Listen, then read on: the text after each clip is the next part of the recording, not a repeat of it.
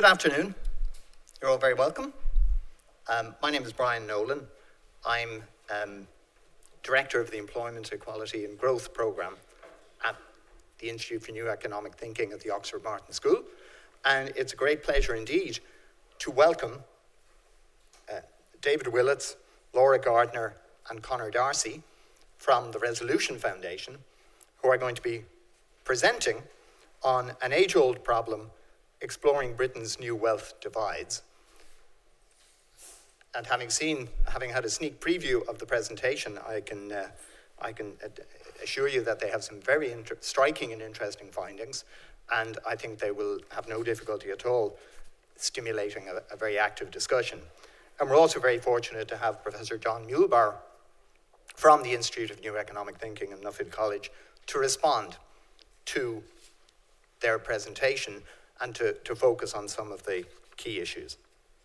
So let me just introduce our chair for the day, and that's David Willetts, Lord Willetts, who joined the Resolution Foundation as their executive chair in June 2015.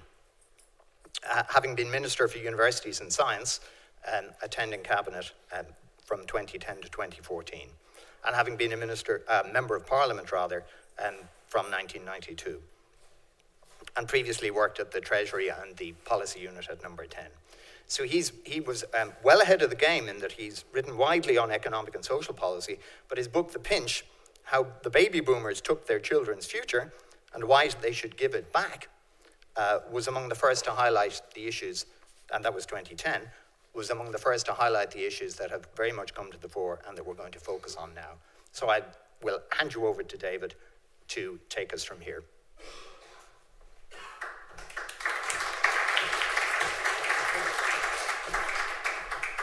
Very good. Well, thank you very much, Brian. And it's great for us at the Resolution Foundation to have this invitation to come up to Oxford and share with you some of the work that we're doing. We've got an arrangement, a long-standing partnership with INET, the Oxford INET Institute, which we greatly appreciate.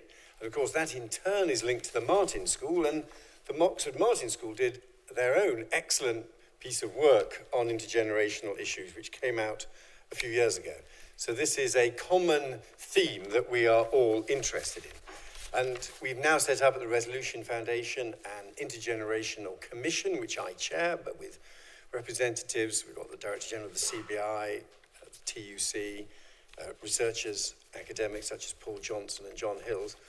And we are trying to update and analyse the evidence on exactly what's happening. And of course then, always the tricky bit, work out what the policy proposals might be. So what you're going to hear this afternoon from two of our excellent researchers, Conor Darcy and Laura Gardner, will be our attempt at trying to break down patterns of wealth and wealth accumulation between different generations. We've already published work on income effects. We want to also obviously cover asset effects, and we'll also be covering the distributional impact of the welfare state between generations. This is a piece of work that's going to be published in a few weeks' time, but this audience is a fantastic opportunity for us to road test the analysis. If you've got comments, queries, challenges, that'll be fine. But then I suspect what we really need to get into, and we're very fortunate to have Professor John Muehlbauer, who's a colleague of mine. We're both in different ways fellows at Nuffield College, Oxford. That, I'm sure, will open up the debate about what are the policy options if you are looking at ways in which you wish to use some of this capital that particular generations are building up. Now, my party has run a road test on these policy ideas in the last couple of weeks. And so I think we need some even more sophisticated debate about what are the ways, if any, that are politically acceptable and make economic sense for accessing some of this capital that belongs to some particularly fortunate generations. So anyway, let's start with Conor and then Laura on the analysis, and then we will have a response on more on the policy options from John. Conor, over to you.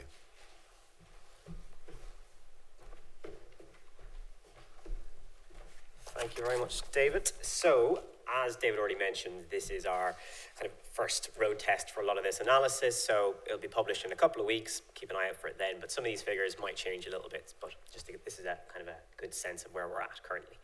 So just to kind of put this into a bit more context, why do we care about these issues and what's driving some of this research and this, pickup in intergenerational issues that we've just talked about? Well, there's a number of trends across a kind of a range of different areas that have kind of sparked fears that younger cohorts, people in their 20s and 30s, aren't building up the same kind of asset and wealth base that previous generations might have done. There's a few different factors driving that. There's the fact that earnings haven't been rising as quickly for recently, so someone who's 25 today likely to earn less than your typical person in their mid when they were 25 who's 50 today. So that kind of different, the expectation that often was there that the next cohort would earn more than the previous cohort, that each generation subsequently is doing better than the one that went before, hasn't been holding up in some of these areas. One of the particular areas, home ownership, where we have seen, don't need to tell people in Oxford, but getting on the housing ladder has become more and more difficult. So that, again, if we don't have assets, if you're not getting on the house ladder now, what does that mean for later life if you're still trying to pay off a mortgage or, pay rent just on a pension? And on the issues of pensions, people in the 60s, 70s, 80s, they're much more likely to be members of defined benefit pension schemes, which are much more generous than today's defined contribution schemes, where the amount that you get paid out is often a lot less. So again, there's short-term issues, especially with earnings, how much are people actually getting in, but a lot of this is kind of building up for potential long-term problems. So that's some of what's driving what we're interested in. So the work that I'm going to talk through today is based on some analysis that Laura and I have been doing on two data sets, one the British Household Panel Survey, and that takes us from the early 90s up to the mid-2000s, and another one called the Wealth and Assets Survey. So there's some differences in them, but together they provide a really good picture of how wealth has changed over the last 20 years or so, and how things have looked for different generations and how they've been playing out. So what do we know? This is some kind of the headlines just from wealth research in general. That wealth is more unequal. There's more, wealth inequality is higher than income inequality. You've got the top half of households own around 90% of the total wealth in the UK. There's the Gini index, which tells us how unequal a place is. It's, 100 is the total inequality, and we can see that the Gini index for wealth is at 60 as opposed to 35 for income, so it is much more unequal. But it fell between the 1920s, when 1% of individuals owned 3/5 of all wealth, to a situation in the 1970s when that top 1% owned just 1/5 of the wealth. So things have improved.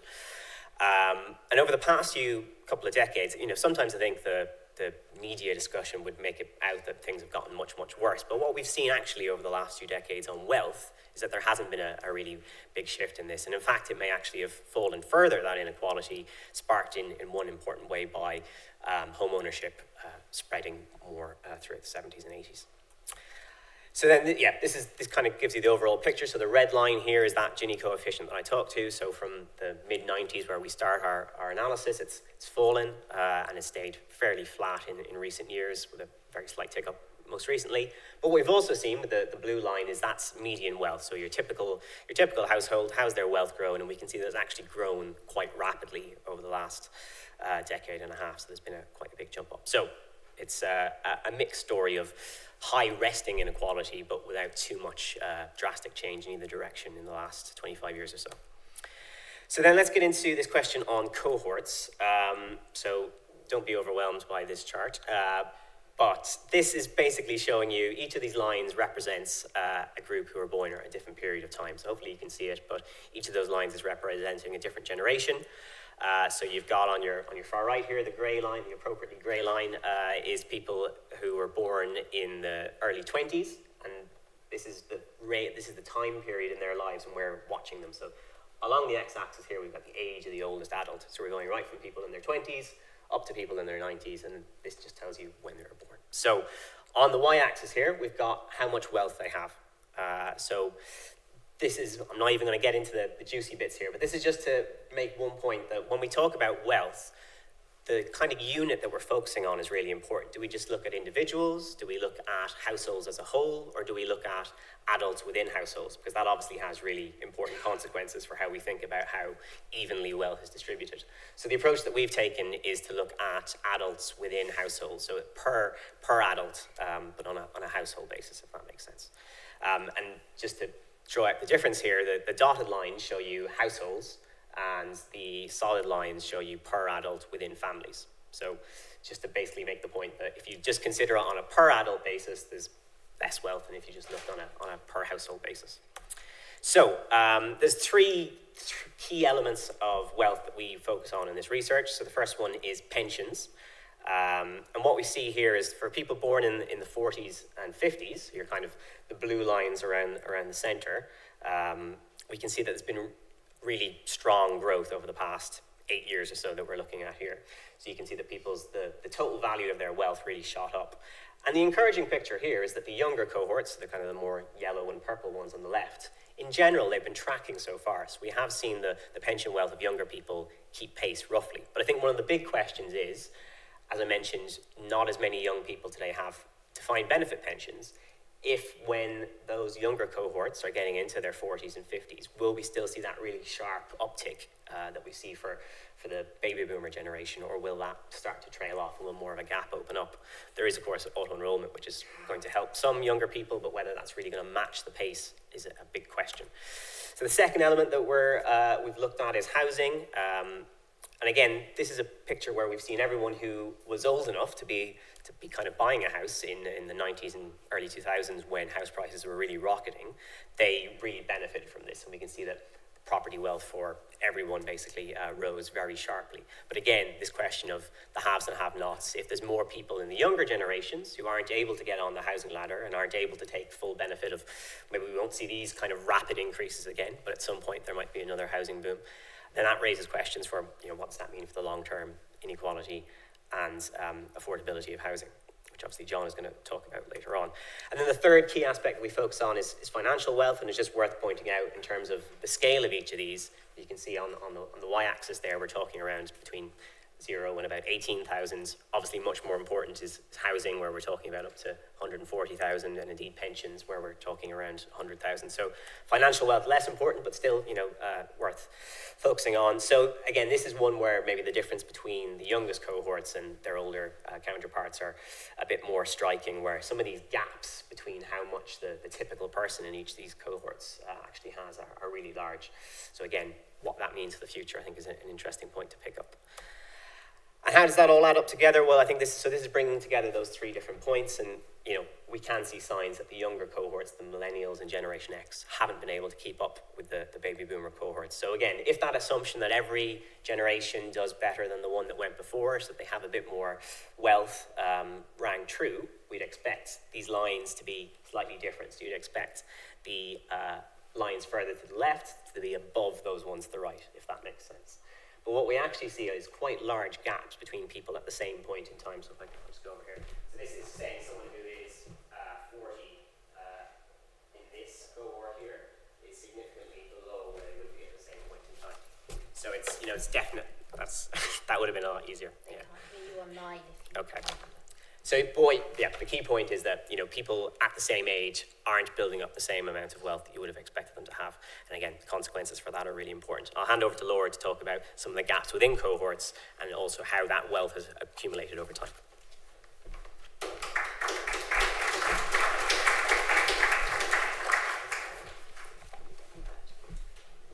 So I'm going to talk briefly, following on from what Connor's said, as well as looking, so far we've been looking at the median for each cohort.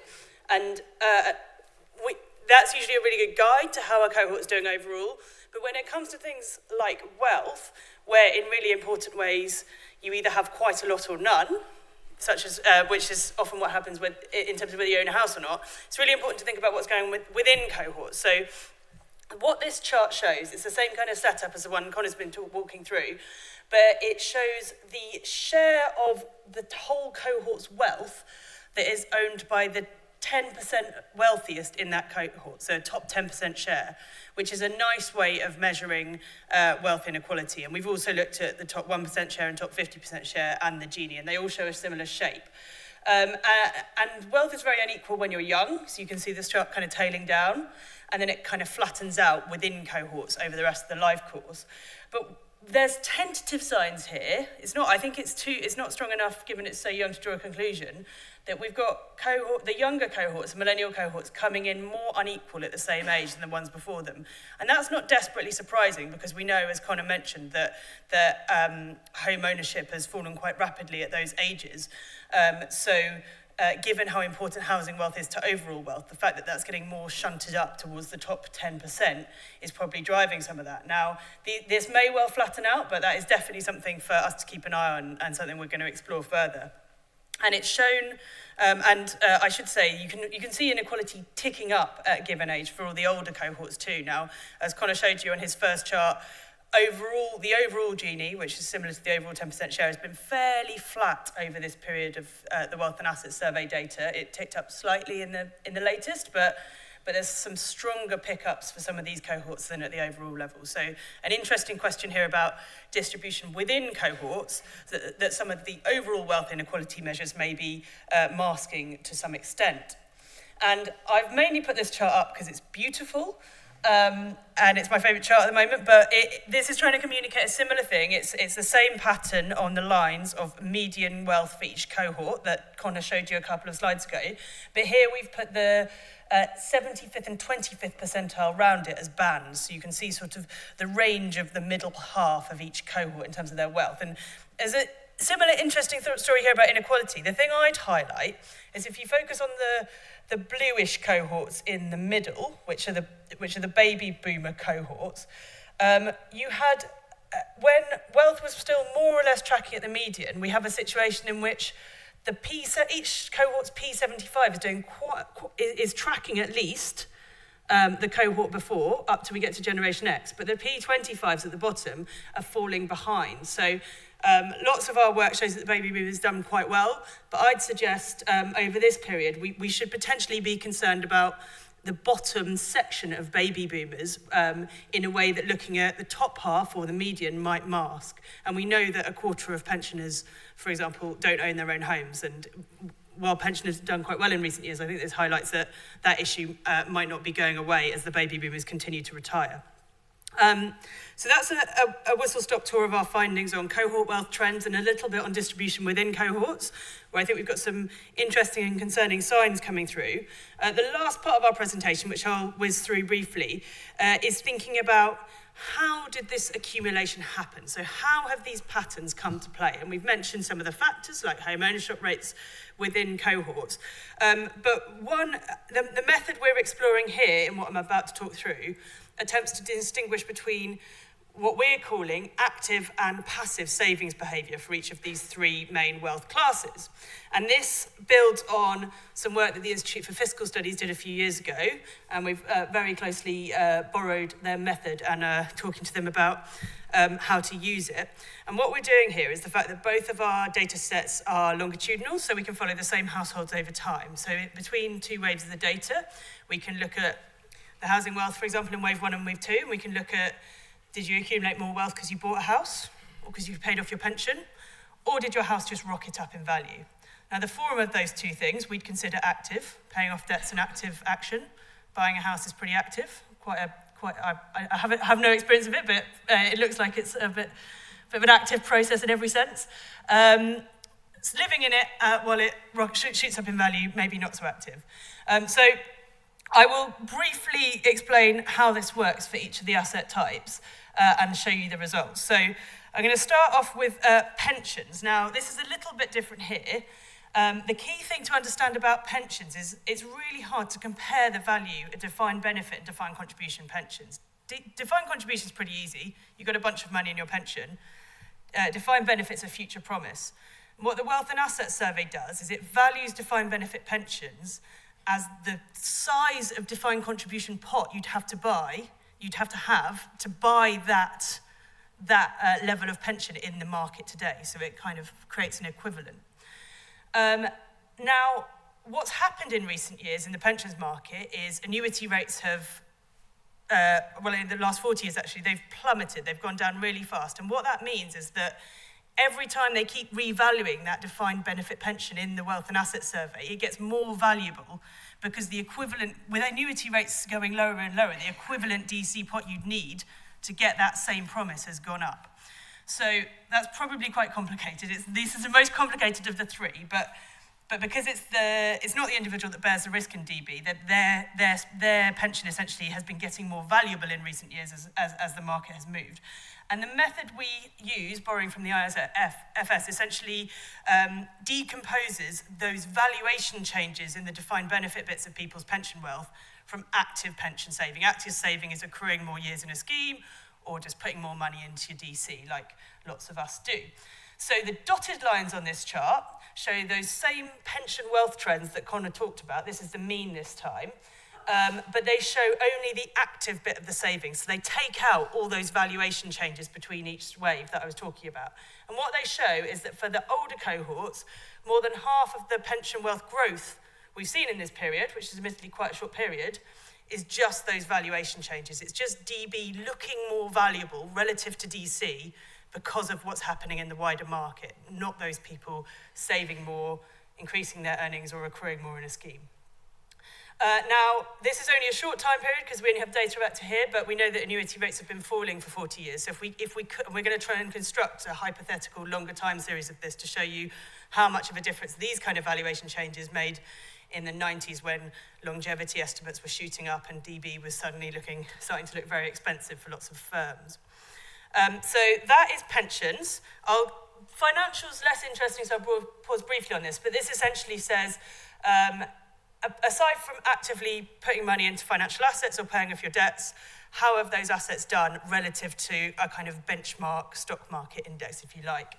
And the setup's the same, so the dotted line shows just active saving, not those passive market changes. And we've got small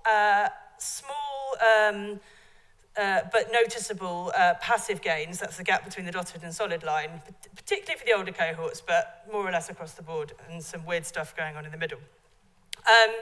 Housing is by far the most interesting. Well, pensions is pretty interesting, but to me, housing is the most interesting of these three, as is often the case. Briefly, active changes to your housing wealth are buying a house, paying off your mortgage debt, selling a house. You can have active falls in your housing wealth. And the value you get from improving your home, which the survey measures, or at least the Wealth and Asset Survey does. Passive changes are do nothing, stay put. How much does your house value change from year to year?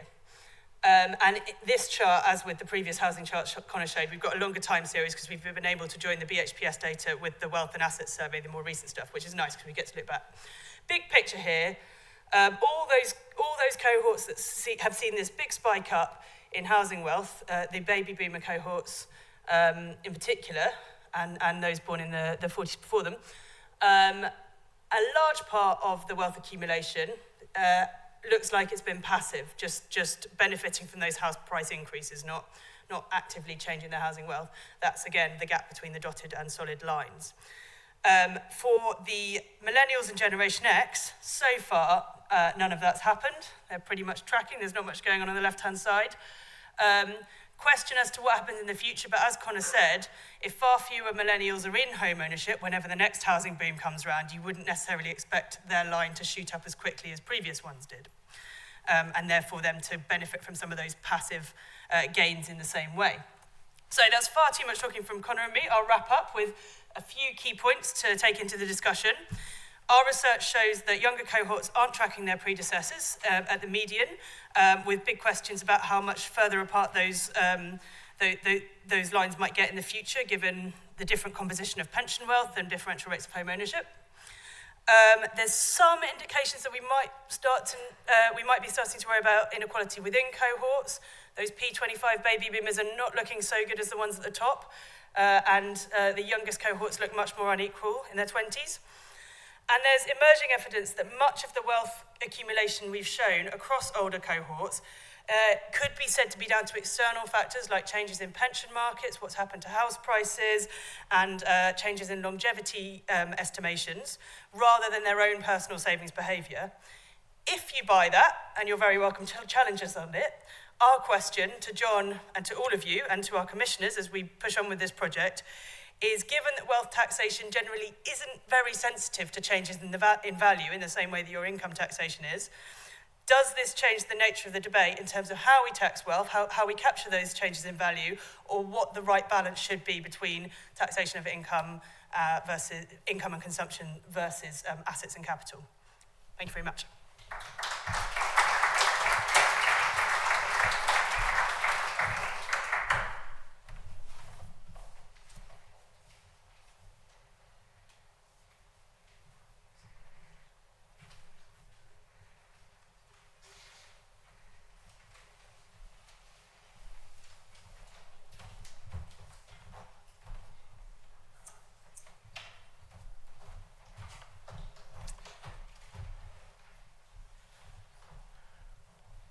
As ever, the Resolution Foundation is the king of the think tanks. Not only were they way in advance of everyone else on the squeeze middle, but on this intergenerational issue, I think they're also in advance of other think tanks.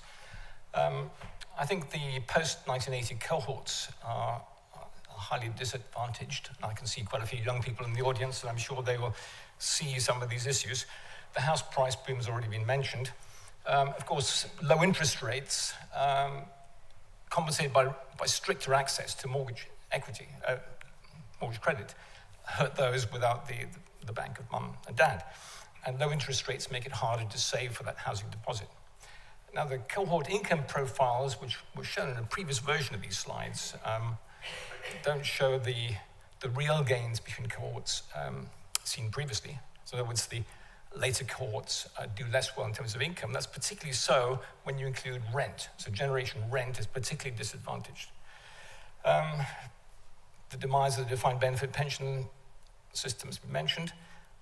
And of course, there are other issues as well. I mean, the high government debt, both gross and net, since governments have sold off the family silver, means that future generations have to pay larger taxes. An aging population makes heavier future demands on those of working age. And then, of course, we have student debt. And, well, Brexit restricts the escape options. If you thought you could escape the burden of supporting the older generation in the UK by moving abroad, it's now more difficult. And Trump, of course, has increased climate risk. So all of those things are really very bad for the young people in this room. The slides made excellent points, and this one, active versus passive housing wealth accumulation, it was central to the whole story. You can see that the passive component is really quite small. The passive component is very large compared to the active component. Anyway, what to do? Well, I think learning from international experience is really important. And housing is the number one issue. It's now official. Government ministers will tell you the housing market, the UK housing market, is broken. The UK had the largest rise in the house price to income ratio in the G7. Problems both on the supply side and the demand side. And so what can we learn from other countries, Germany, South Korea, for example? So let me tell you what's to be done. Well, we have to fix the planning system and property law so that much more of planning gain, or land value capture, as some people call it, accrues to society to fund infrastructure, schools, and social housing. Then we have to reform the property tax system. We've got to tax foreign investors properly, and we've got to reform the pension system to reduce the very large take that the asset managers remove before pensioners receive their pensions. And the question is, where is the political party to take up the cause of the post-Thatcher cohort and the elderly like me who care about their offspring? I think we've yet to see this political party. Okay, evidence. Well, things don't have to be the British way. In Germany, the red line shows what's happened to average house prices relative to income. The blue line is record-holding British champions. The green one is France. So you might ask, well, what drives house price growth? Why is it that UK house price to income ratios have risen so much? And the biggest single factor, 2/3 of the story really, is the failure of the housing stock to keep up with income and population growth. Now, other things are important. Credit, the cost of borrowing, demography, international investors, speculative fever at certain times, the tax system, spatial mismatch, I think, is important, not building in the right places, and probably inequality itself. So here's a picture of some of the main drivers of UK real house prices, sort of split up into periods where things really went buzzing. So in this first period in the 80s, we had mortgage credit liberalization, the poll tax switch away from property tax to the poll tax, and of course lower interest rates. Then the credit crunch, and then a new phase of liberalization, lower interest rates, big foreign components in demand, and mismatch again. Now the blue line is the contribution of the combination of population growth, income growth, relative to the housing stock. So what the blue line is that 2/3 of the rise that's explained by the lack of building of the housing stock to keep up with income and population growth. If I drew this for Germany, the equivalent of the blue line would be strongly downward trending. So some countries do manage to produce housing that keeps up with population and income growth. So let's turn to land supply. Here's a German-British contrast. Germany built many more houses, twice as many houses as the UK in the post-war period. Part of the decline in UK construction was because social house building collapsed after Mrs. Thatcher came to power. Now, part of the story, I think, has to do with the way planning gain is used in different countries. So in Germany, the local authority caps land values at pre-permission prices at the time planning permission is given and can acquire land for infrastructure at a reasonable cost at those pre-permission prices. So much of the planning gain is captured to fund infrastructure. Now, in the UK, the landowner receives the planning gain. On greenfield land in Oxfordshire, for example, the planning gain can be 200-fold the increase in the price that results for the farmer from being given building permission. And then the UK has this very cumbersome Section 106 procedure to try to claw back a bit of the planning gain to help fund social housing and infrastructure. It takes ages to negotiate these deals, and you can see the difference in homes receiving permission in Germany. 86% in 2014 were built. In the UK, less than half of homes, permissions to build were actually built. Other countries, South Korea, also uses rather sensible methods. So in Korea, there's a national land bank that can buy land on the open market with existing permissions, and then can give itself planning permission, sell on the land for development and so on, funds infrastructure. In the UK, we used to do something like this under the New Town program after the war, and the use of compulsory purchase orders to prevent holdout owners holding the thing up to ransom was certainly useful. I've written about some of these things in this blog. Thomas Aubrey at the Centre for Progressive Capitalism has done some really excellent work on this question of land value capture. I recommend that their think tank and your think tank get together on this. Now, the Housing White Paper in 2017, I think for the first time, shows a dawning realization that these things matter. So some sign of hope. Now, the building industry is another issue. The contrast in the building industry in Germany and the UK are very strong.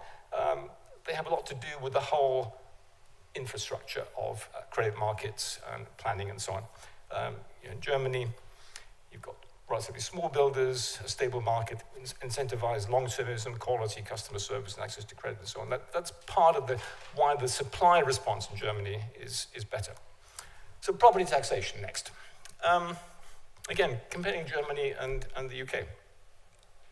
Well, in the UK, we have the stamp duty land tax, which is progressive. In Germany, they have something similar, somewhat lower rates. In the UK, we have no capital gains tax on the principal private residence. In Germany, they do have a capital gains tax, but there's an allowance for 10-year occupancy. So, that discourages short-term speculators. I don't think, though, that differences in the tax regime are the crucial difference to explain differences in house prices, particularly since the UK raises a lot more revenue from property tax. Now, contrasting the property tax that matters most, the council tax,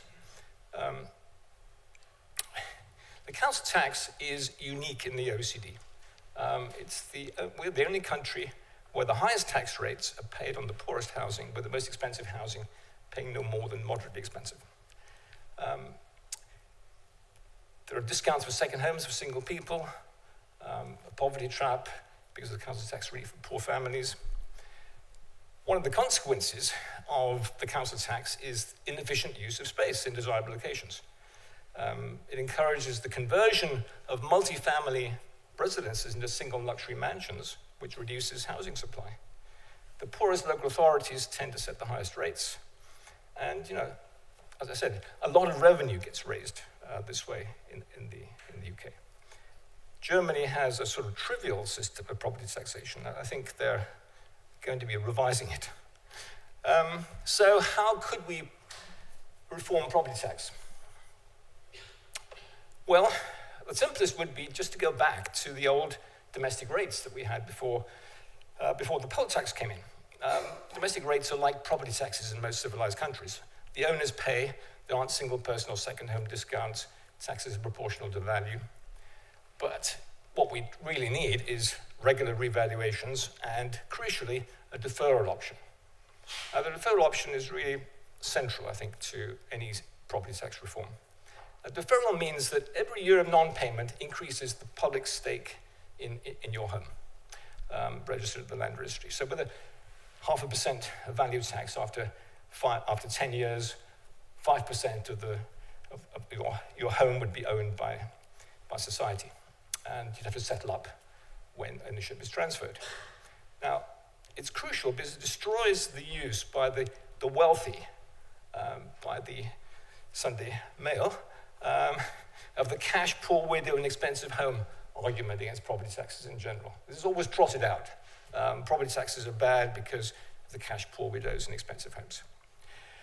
We need a super tax to catch the trophy homes of foreign residents, and then we can offer domestic income taxpayers a discount, or just let them off the super tax. That's really important because, particularly in London, foreign wealthy foreigners own a lot of empty homes, which are there just as a kind of gold, like gold bars in the bank vault. Another possibility would be, instead of going back to domestic rates, would be land value taxation. But I think a crucial aspect of it would be you'd have to have a green discount. Because otherwise people will say, land value taxation is a tax on gardens. If you tax the area of land as opposed to the housing that's on the land, people with gardens would pay more. Well, there's big literature on property tax reform. The Merle's review of the tax system and an article of mine in the EJ in 2005 very much agree on the fundamentals. So let me stop pretty much there.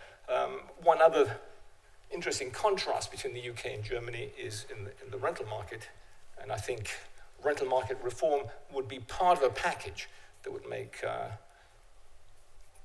the housing reform more sensible and reduce some of the inequalities that I've been talking about. Thank you.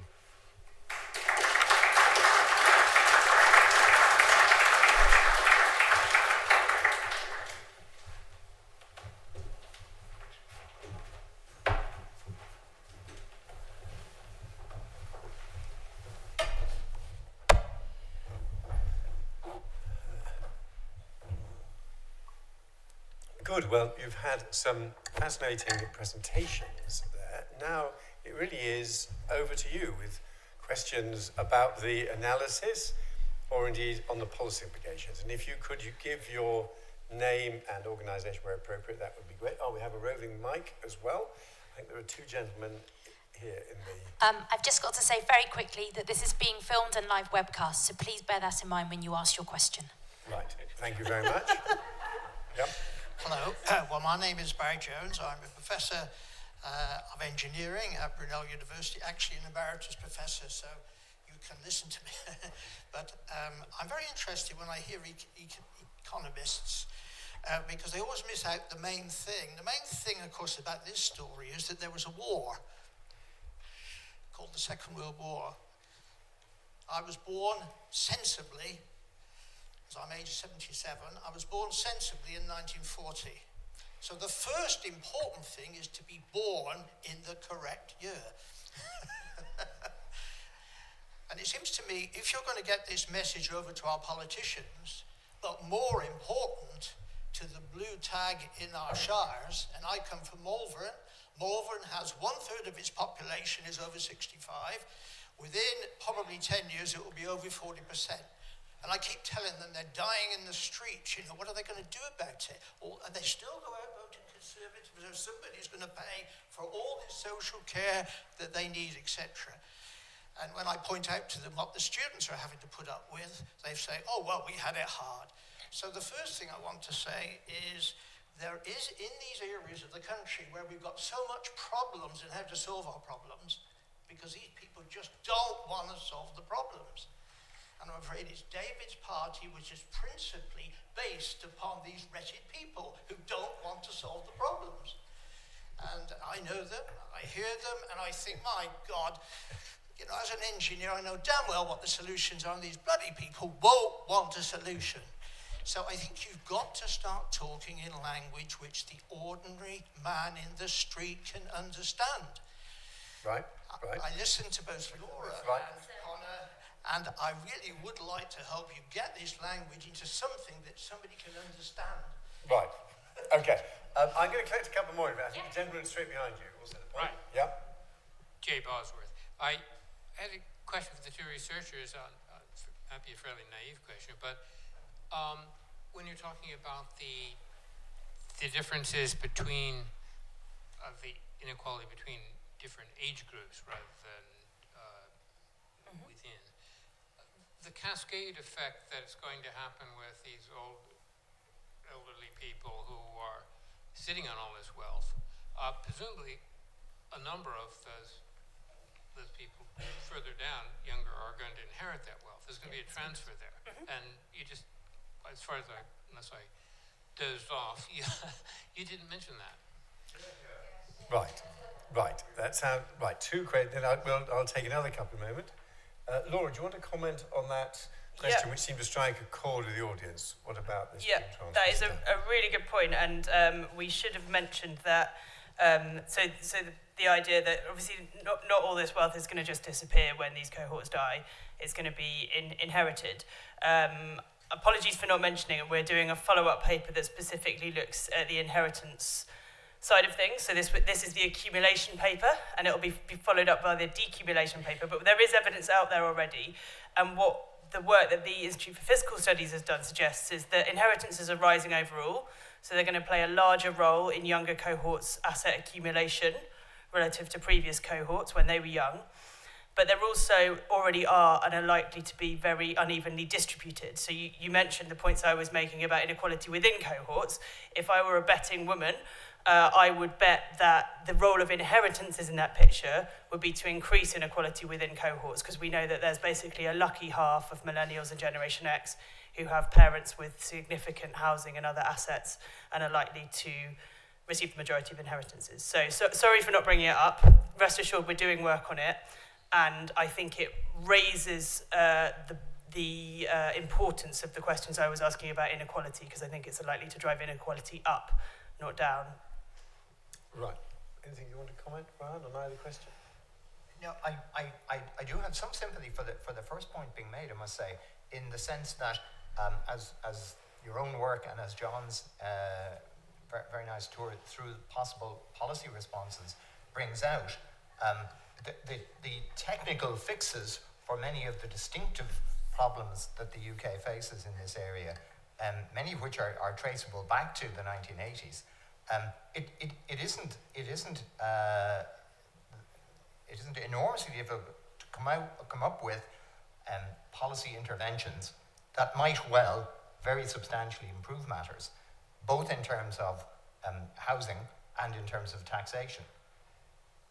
Getting those politically implemented seems an enormous challenge, and that's where I'm intrigued, but not, I think, at this stage entirely convinced by the notion being advanced that distinguishing between active versus passive has a normative element to it, and that we can then go somewhere with that to try and convince policymakers, but eventually voters, that we can construct and sell a policy intervention on the basis of this distinction, which I think is where this is driving, and I think that's an admirable goal, whether you can sell it or not, and whether the distinction really stands up from either a practical or a normative point of view isn't as obvious to me.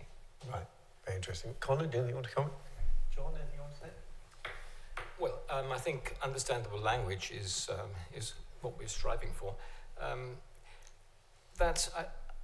The politics that Brian Nolan just alludes to makes me more optimistic about the land supply aspect of reform as being politically palatable, because people don't understand how the feedback loops work, how the economy hangs together, how all this works. I mean, how the land market and the housing market works, and taxing people directly, changing the property taxes they pay directly, is terribly obvious. People see it immediately. If you change the planning law and the property law that affects landowners, I mean, that's a tiny minority of the population. It's much less obvious to people that you're really doing very much. And the long-term consequences, particularly for public deficits, of being able to fund much more from land value capture as opposed to taxation, particularly when the public sector revenue is so under pressure, I think that's really going to be the crucial part of the way forward, which I think all parties could agree on. Very good. Now let's take a couple of questions from over on this side. Yeah. Thank you very much. Fran Bennett from the Department of Social Policy and Intervention. This is fascinating. A couple of quick questions, which both kind of, I think, come back to the same thing.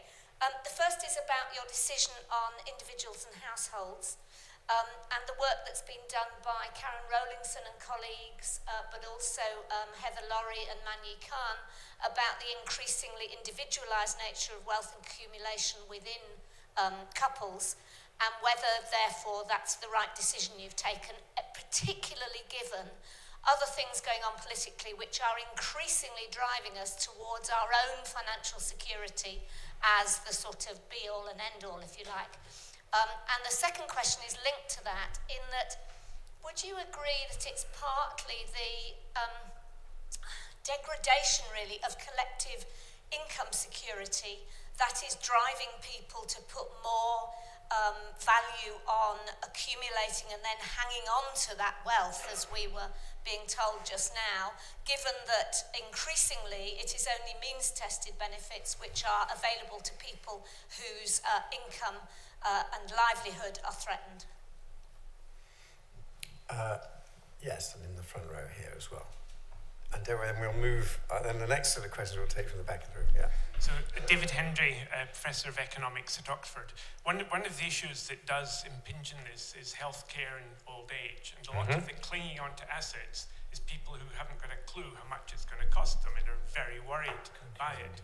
So adopting something like Andrew Dilnot's proposal for having an insurance policy and then the government meets everything above that seems to me to be one way in which you might encourage a better distribution of assets amongst the living, rather than waiting until they have been through the healthcare and then kick the bucket. Yeah. Colin, do you want to comment especially on Fran's yes. point? When I saw you in the audience, Fran, I thought that was the bit I forgot to say. There is, of course, a really important, all those points are really crucial. And because as I said, this is kind of the first cut of some of this evidence. We've thought about which approach to take, which makes the most sense, and that was definitely one of the arguments against this. But when we publish the full paper, what we're going to try and bring out is the differences that makes, and to get some of that sense of who it's affecting, and basically what it's driving, what that might mean for policy as well. Mm-hmm. Brian, anything you want to say? No, not on that, no. Laura? Yeah, and on that point that Conor was just talking about, included in that will be a gender split, because what we've shown you is family wealth per adult, so that's a half and half when there's two, but we will compare that to a gender split, to individual wealth, where you split the house in half and they have their own financial and pension, and show the difference that makes. And we know that for some of those very steep pension lines, it won't look the same for men and women. And on your point, and which actually kind of links to Fran's second point, I think you use the phrase degradation of collective income security. I think you could just say social care crisis, as you did, is a big part of probably what's going on with this asset accumulation and the lack of accumulation, which we didn't really talk about. And I agree with you. I welcome, alongside a range of other reforms, including potentially higher means testing and asset charges. I think a cap was a really important part of social care reform. So yeah, I would agree. Well, since Andrew Dilnott is the warden of our college, I suppose I can't be too disloyal, but I must say that I found the Dilnott proposals pretty unsatisfactory. A £72,000 cap, irrespective of whether you live in Kensington or Bradford, it seems to be pretty outrageous. So the cap should be higher and it should be spatially distinguished. So, wealthy people are not subsidised as much under the Dilnott proposals as they would be. You'll be able to put that thought into the consultation exercise when it's launched, John. Very interesting point. Now, let's collect some interventions further back. Now, there's the lady... let's start with the lady at the back. You take the gentleman there, yes. Then let's bring it forward to the lady. Mike Parker, I'm a trustee of the Beatrice Webb Memorial Trust, and we've been doing a lot of work in the last few years, specifically on poverty in the UK. One of the big problems that I think we all have, I think everybody here is here because they are particularly interested in this subject, and probably everyone would vote for a narrowing of the inequality gap. But the problem is that it's very low on the public and political agenda. And the work we've done a lot of work with YouGov on people's attitudes to particular words. And the word poverty actually is quite toxic. People associate poverty with a starving child in Somalia. They are less concerned about the issues of poverty in the UK. How do we move it higher up the agenda so that all the very admirable recommendations that have come forward today will actually be taken seriously by politicians? Right, and then the lady here. Sorry. Thank you. Yes, I'm rather horrified at what I'm hearing. Am I hearing this right? That you want to take away everything I've earned and spread it around?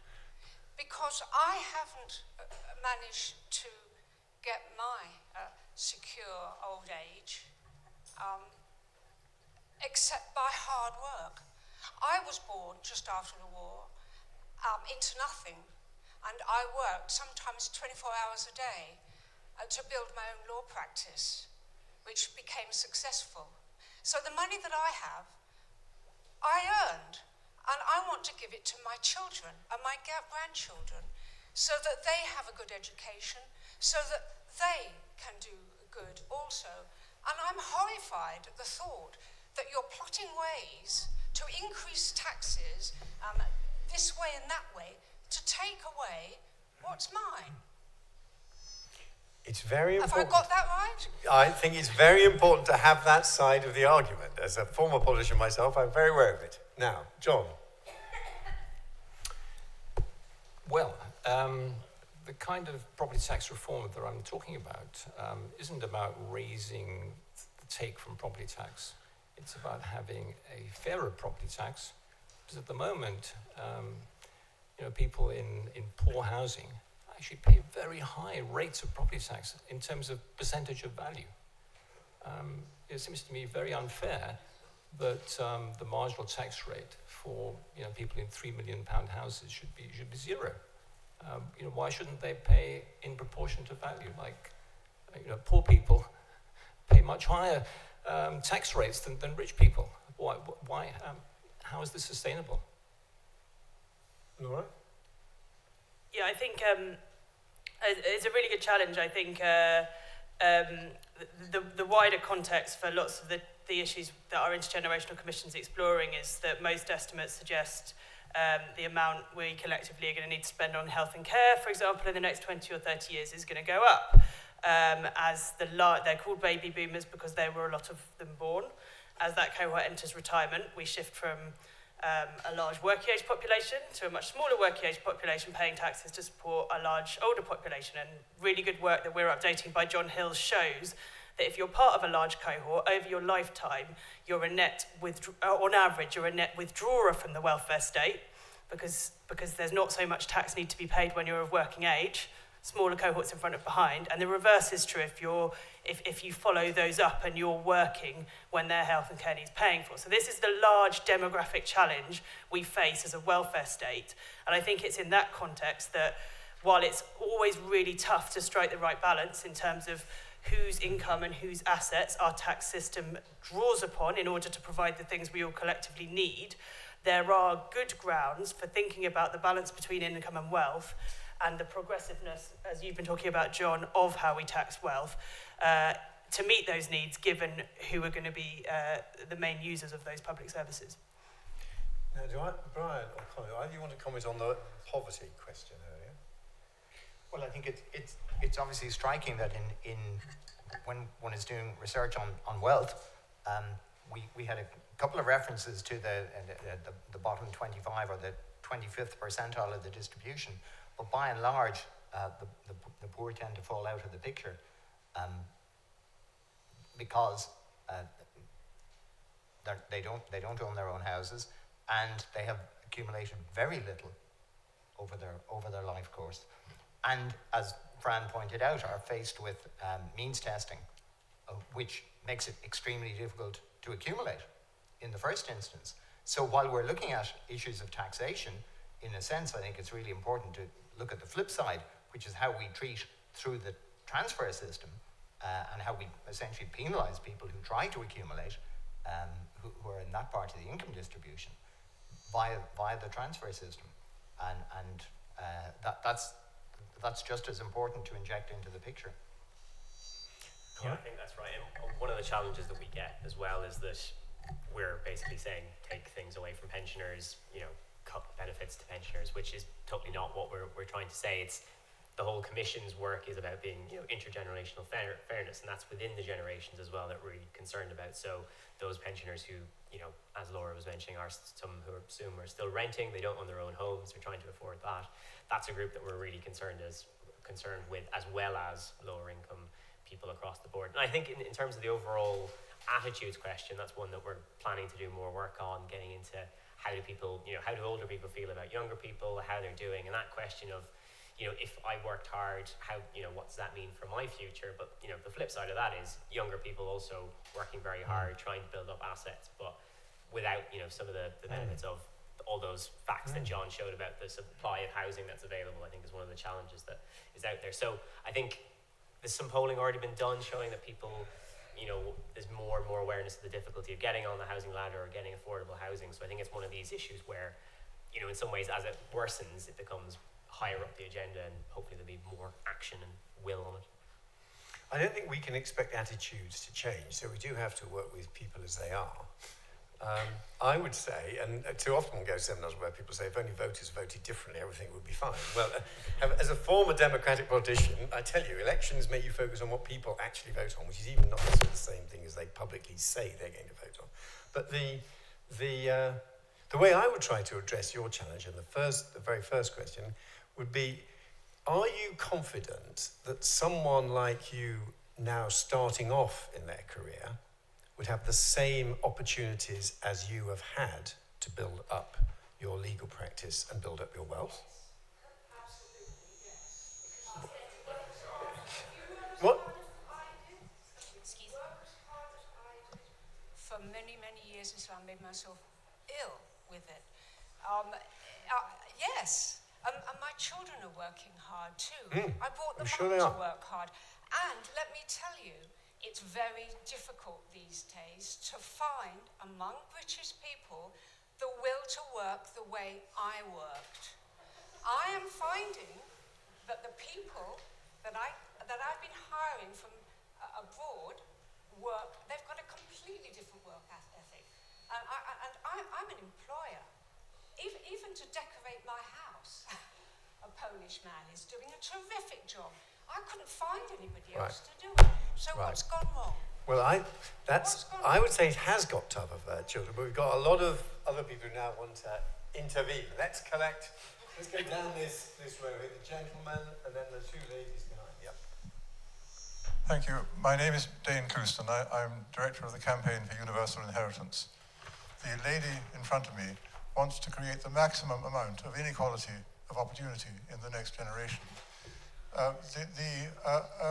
As there is huge inequality at the moment. Some inherit billions free of tax, others inherit absolutely nothing. Billions are free of tax because of exemptions for lifetime capital gifts, for land, and for businesses.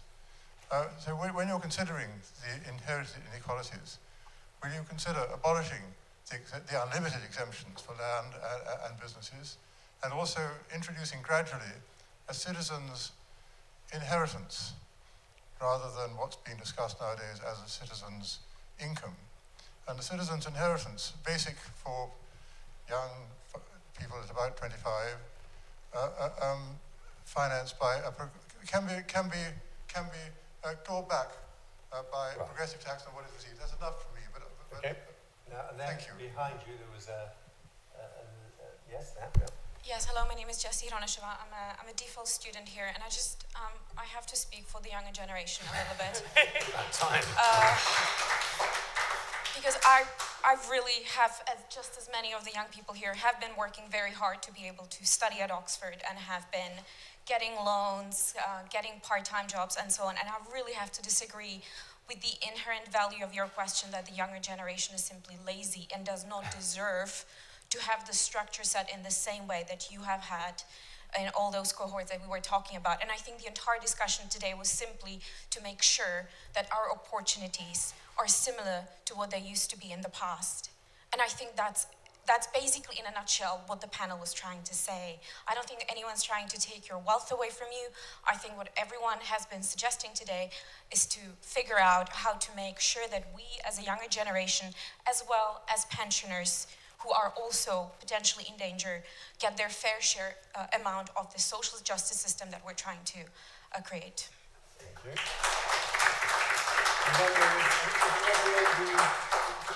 Yep. Just to add a little bit to that debate, I do disagree with the lady in front. My daughter does almost the same work as me. She works just as hard as me, but she has student debts. There's no way she'll ever save up for a deposit for a house because she's paying so much for rent. But the other side of it is, the other distinction is, because it's so hard to accumulate wealth, certainly the youngsters now are spending more in terms of consumption. So their sort of day-to-day quality of life is vastly higher, I think, than our quality of life was at the same age. So we've got a whole lot of very complicated things going on. So it's consumption as well as wealth, as well as income. Right, and I'm going to collect one more intervention. The guy at the far end, yes, at the very back, yeah. Hi, my name's Jack Swan. I've recently founded an organisation called Regeneration, which focuses on building youth power, the power being to implement some of these solutions to the issues facing our generation. Now, we're looking at a community organising model, but I was particularly interested when, John, you suggested a political party for young people's views. So I'd like to ask you, I know it's a bit of an aside, but if you could expand on that, what do you imagine it looking like? What are the actions that should be taken? And of course, if anyone else on the panel has any ideas, we're very interested in hearing those as well. Right, okay. We've collected several interventions now. John, the last question is for you, and any other observations you want to make about universal inheritance as well, for example. Well, of course, in France, a new political party arose in the course of about 12 months and looks like it might be coming to power not just through the president, but through the parliament. I think in the UK, things don't work quite that way. I think you'd have to persuade one of the existing parties to think about the demographics. I mean, the proportion of the population born after 1980 is rising all the time. And also, there are many old people, as I said, like me, who care about their offspring. And I think together, there's potentially a large political force there. It's just that the parties don't seem to understand that and are certainly not organized in order to tap that potential. If you could persuade one of the big parties to do that, I think that's the way forward. Connor? On the point around living standards, it's a really key one. It's something we've thought about as well.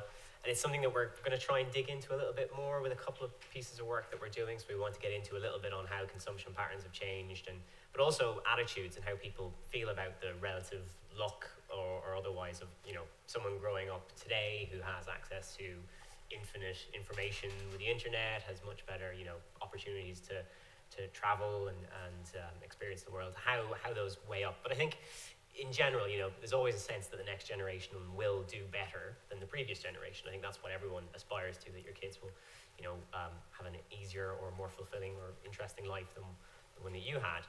But I think just because some things are better, like having iPads, doesn't mean that you should just kind of write off the expectation to have some of the basics, as we might think of them, as, a reasonably well-funded retirement and access to decent, affordable housing in the long term. Brian, any comment you want to make? I would just agree very heartily with what Connor has said, and of course, while attitudes, as you know better than any of us, are deep-rooted, they're also responding to a reality.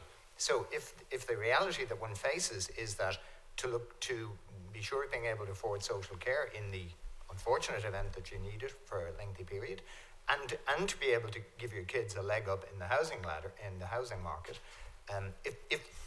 if the imperative is to cling on tight to your housing value in order to do that as an individualized solution, well, that's a very rational and sensible thing to do. But that's not the way it has to be. And as John pointed out, you can look at other countries where it isn't that way. So I mean, there's some very interesting attitudinal research which asks people about their perception of, for example, the welfare state versus their individualized property and what role they see for the welfare state to support them in retirement. And in other countries, it's a very different attitude. Whereas we have arrived at the situation here, not always the case, but we have arrived at the situation where people, their reliance is on what they have managed to accumulate by, we don't have to argue about whether it's hard work or good luck or some mixture of the two. So being able to unlock that to arrive at what are less individualized solutions to social problems, step by step, is, I think, the enormous challenge. Laura? David, can I? Just one more thing on attitudes, since we're talking about that, to make a point that David Willetts once made to me, which is the Social Attitude Survey shows a very distinct change in attitudes about NIMBYism.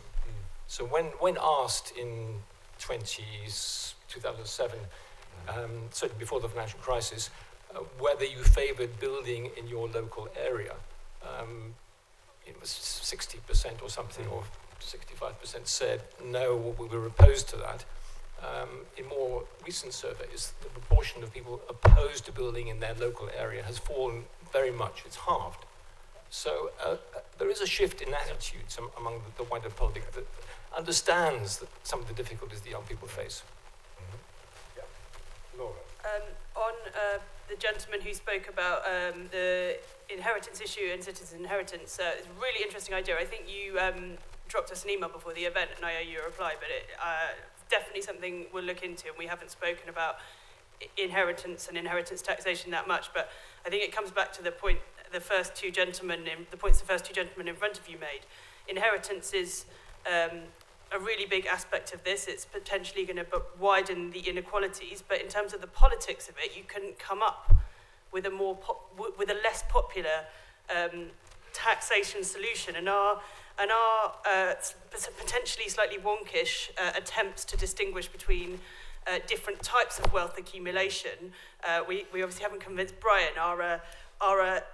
Given how intractable some of the issues here are, both conceptually and politically, are an attempt to open this debate up. But obviously, as enough colourful charts as I can produce, which is a lot, aren't going to win the argument. So I would be really interested to pick up a conversation with you about how, not just the technicalities of your idea, which from a scan look really, really good, will be very interesting, but the politics of it as well, and would welcome further comments. And just on politics, the gentleman at the back, Jack, it sounds great what you're doing.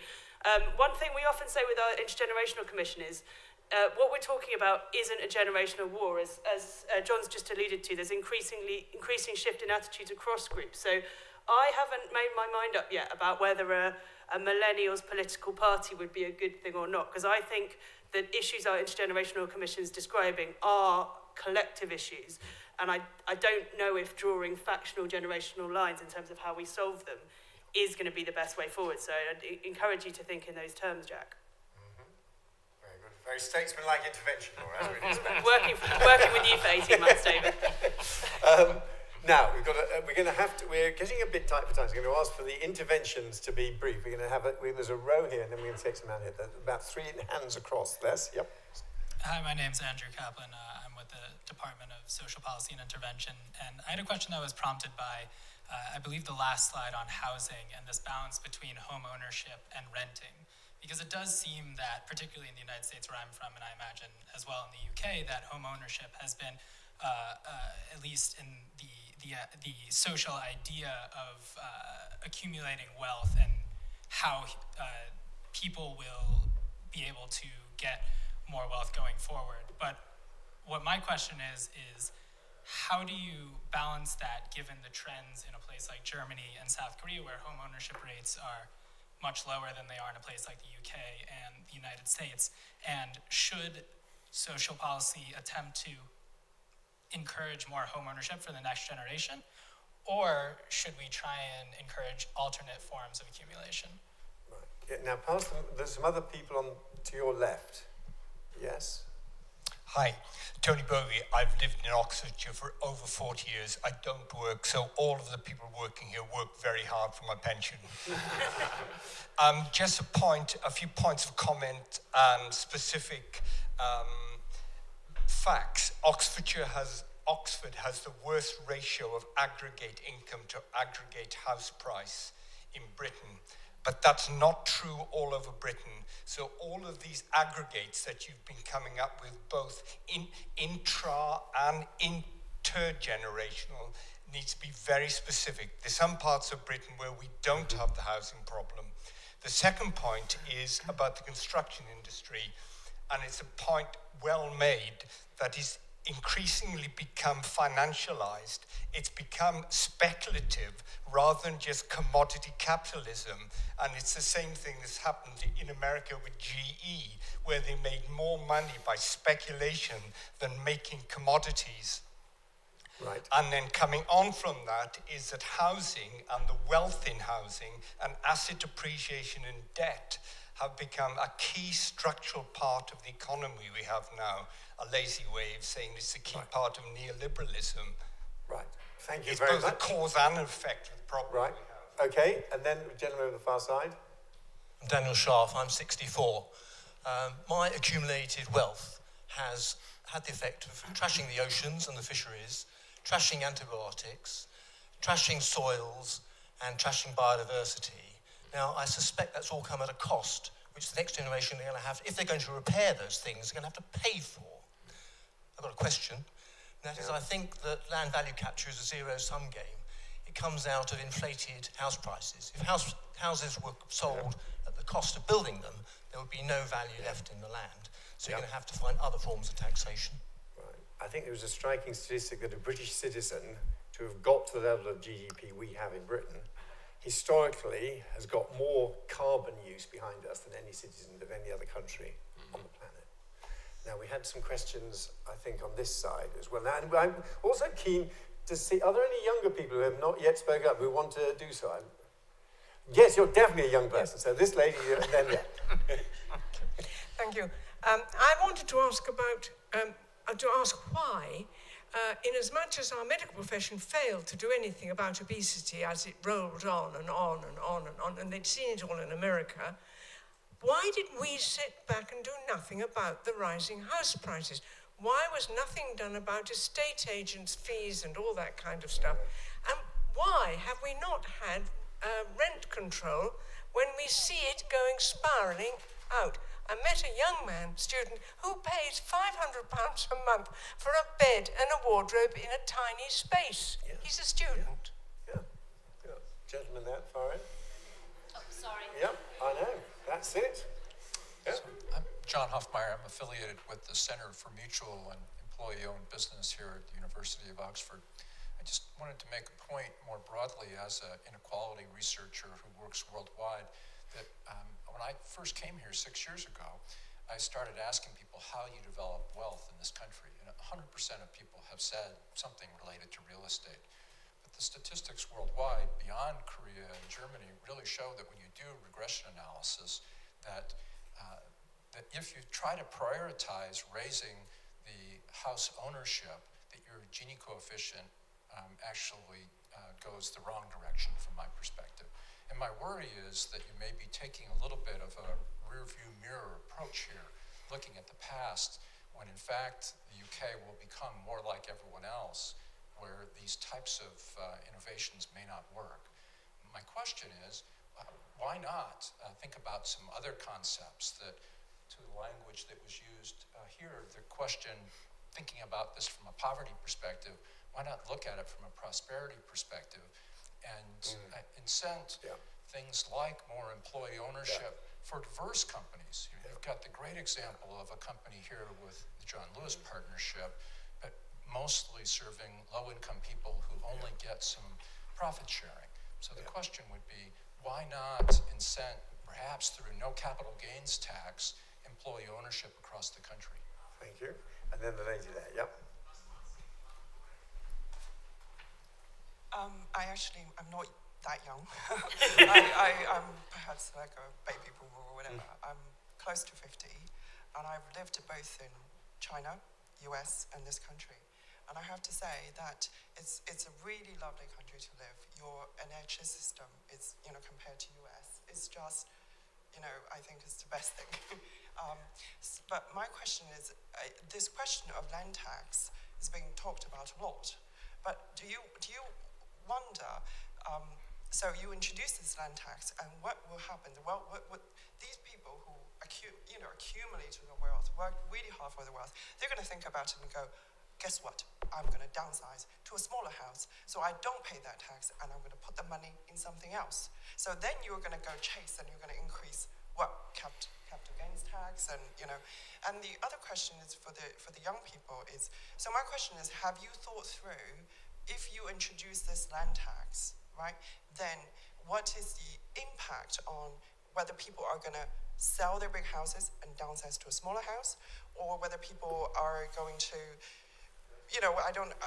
not buy big houses, and therefore, nowadays your stamp duty is 12%, right? So people go, okay, well, I'm not going to go pay 12%, and then I have to pay another additional, I understand that the, whatever you call this council tax needs to be more fair. I do understand, person who owns a £5 million house pays about the same as a person who owns a £2 million house. So it needs to be somewhat, but to what level? Right. And another question is about... We're getting very tight for time. So I think we've got your point. You're worried about what will happen if everybody wishes What will to happen trade and down. what people are going to react to it. Secondly is, do we trust your effect? I'm afraid I'm going to have to, I'm now going to try to squeeze in our last two questions because we're supposed to finish at 5:30. And I saw some other hands up of people who have not yet intervened. I want to catch the last round, yes. The gentleman there, and then there's someone here.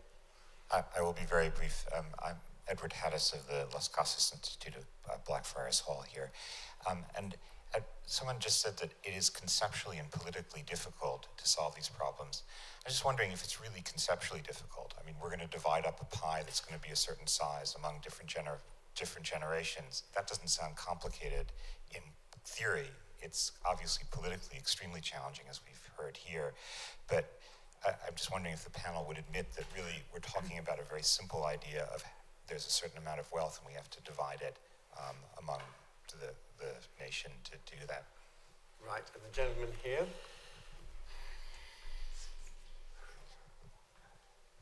Thank you. Hi, Joel Atkin, the Institute of New Economic Thinking here at Oxford.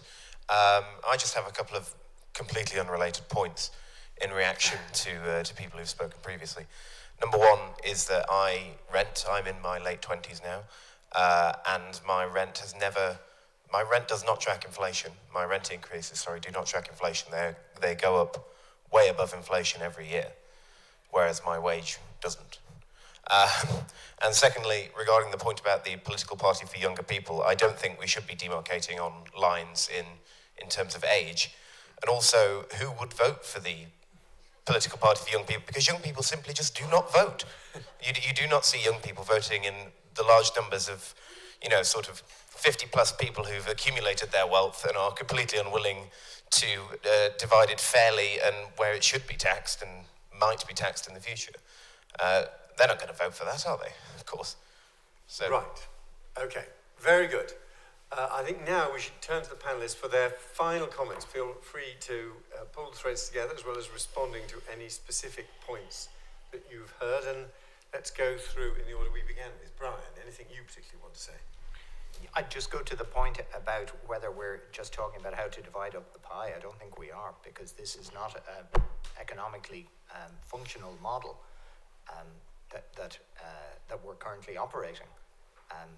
It accentuates booms and busts, and you'd have to guess, and certainly John's work strongly suggests that it undermines the medium to long term rate of growth compared to what one could achieve. So it's not just about dividing up the pie, but there are some very, very tricky distributional issues to be faced. I think the question that Andrew asked and a number of others touched on, but what do we think is the role for ownership versus renting here? I don't think there's a clear notion, a clear consensus as to what would be the optimum divide.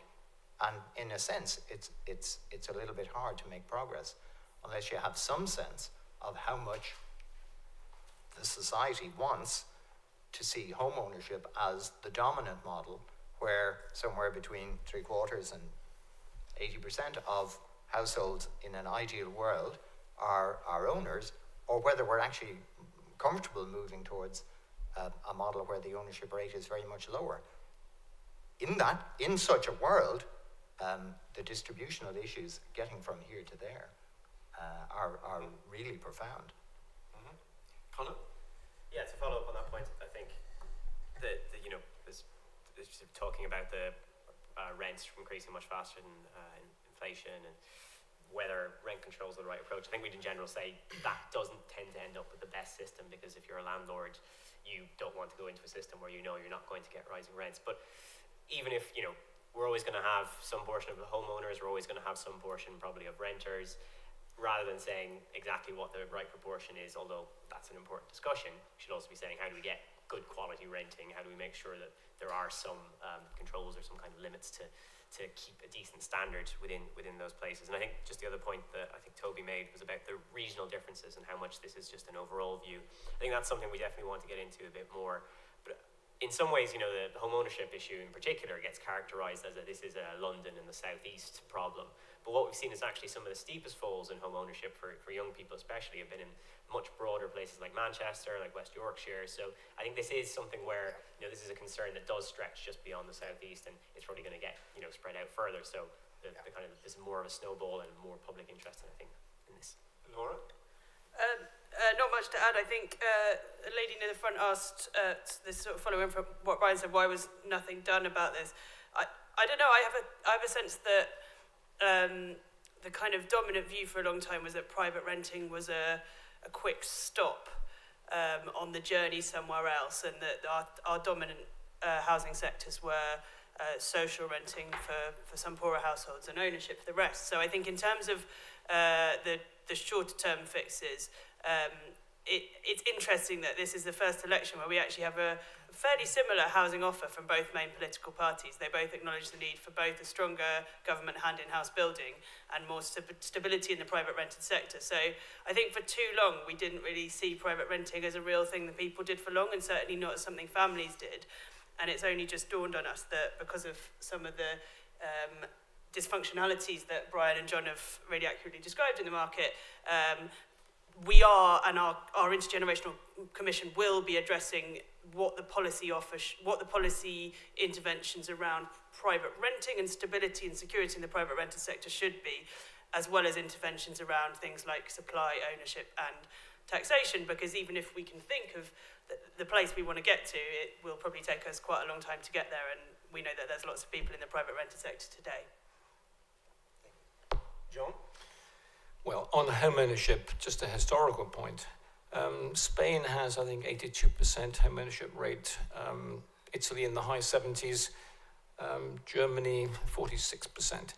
A major reason for this has to do with rent controls, and inflation. So in Spain and Italy, the combination of rent controls and high inflation rates basically caused euthanasia of the landlord class. You wipe out landlords. In Germany, low inflation and flexible rent controls, sensible rent controls that allow rents to adjust to market values, but gradually, giving renters a lot of power relative to the landlords, but not shifting the balance entirely in favor of renters.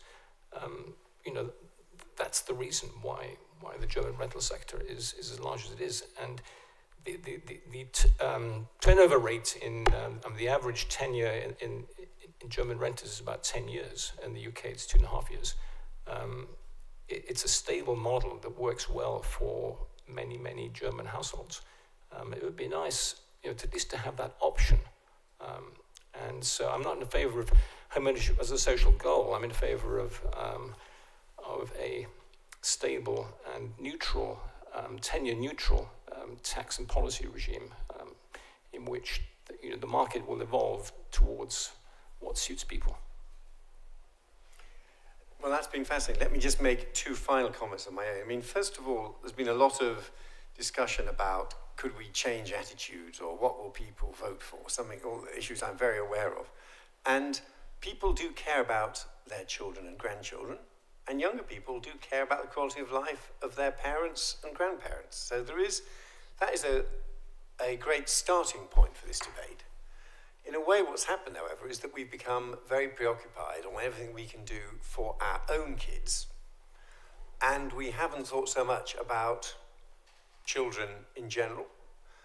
And I don't think you can suddenly transform attitudes, but an argument I found helped me in these kind of situations when I was a democratically elected politician and running for election is to say, you must have a view about the kind of society in which your son or daughter will live. You don't want them to be in a world of gated communities and the only way to be wealthy is to inherit it. That isn't do you really want to, even if you think your son or daughter can do well, do you really want to place them in that kind of society as against the kind of society that we have now or that you may hope for the future? And I think that helps people link their concern with their own kids more widely.